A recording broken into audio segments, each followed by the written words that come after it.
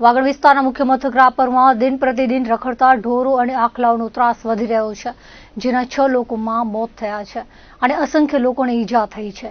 ત્યારે વધુ એક બનાવ રાપર પ્રાગપર રોડ પર આવેલ બાબુધાર પાસે બન્યો હતો। 60 વર્ષીય અમરસિંહ માલિક ભૂટકિયા ગામે ખેતરથી પોતાના ઘરે જવા નીકળ્યા હતા, ત્યારે પ્રાગપર ચોકડી પાસે પહોંચતા આખલાએ તેમને એક્ટિવાને ઉડાવી હતી, જેમાં ગંભીર ઈજાઓ થવાથી પ્રથમ રાપર CHC અને બાદમાં મોરબી લઈ જવાયા હતા। ત્યારે સારવાર દરમિયાન મોત થયું હતું। આ દુર્ઘટનાને કારણે તેમના એકમાત્ર પુત્રએ પિતાની છત્રછાયા ગુમાવી છે। આ મામલે રાપર પોલીસ સ્ટેશનમાં જાણવાજોગ નોંધ કરવામાં આવી છે। આ બનાવથી શહેરમાં ચિંતા ફેલાઈ હતી। રાપર નગરપાલિકા દ્વારા ઢોર પકડવાની નામ માત્રની કાર્યવાહી કરવામાં આવે છે, જેના કારણે લોકોમાં આક્રોશ ફેલાયો છે।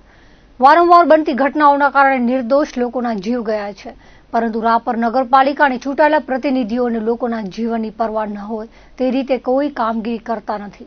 રાપરની ચૂંટણી મુદ્દે જ લડ્યા હતા કે રાપરના રખડતા ઢોરોનો ત્રાસ, ડામી છૂપ, આવી વિવિધ સમસ્યાઓ લઈ અને ચૂંટણી પછી પણ સતત નગરપાલિકાને આ બાબતે મેં અને રાપર શહેર કોંગ્રેસ સમિતિ વતીથી દર્જનો રજૂઆત કરી હતી અને આશંકા પણ જતાવી હતી કે રખડતા ઢોરોના કારણે રાપરની અંદરમાં કેટલાય માનવ ભોગ લેવાના છે, પણ પાલિકાના પેટનું પાણી હલતું નથી। ઉગ્ર રજૂઆત આ બાબતે ઘણી કરી લેખિત, મૌખિક નગરપાલિકાના પ્રમુખોને, ચીફ ઓફિસરોને, કલેક્ટરને અને ગુજરાતના મુખ્યમંત્રી સુધી આ રજૂઆત રાપરમાં જે રખડતા આખલાઓનો ત્રાસ હતો એ બાબતે કરેલ હતી, પણ કોઈ પણ પ્રકારના વહીવટી તંત્રના પેટનું પાણી ન હલતા ગત રાત્રે જ રાપરની અંદરમાં ફરી પાછો એક માનવ ભોગ લેવાનો છે રખડતા આખલાના કારણે। અમરસિંહ માલી નામના એક આધેડ વ્યક્તિ પોતાની સ્કૂટી પર જઈ રહ્યા હતા, ત્યારે આખલાએ હડફેટે લેતા તેમનું દુઃખદ નિધન થયું છે।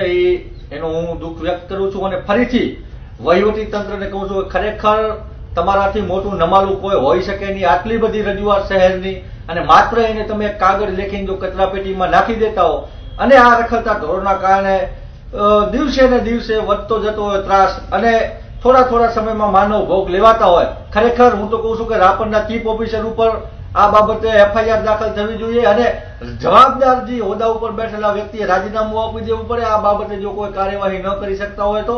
અને રાપરના શહેરીજનોને પણ હું અહીંયાથી વિનંતી કરવા માંગુ છું કે હજી કેટલાક લોકોના જીવ લેવા છે, ત્યારે તમે જાગશો।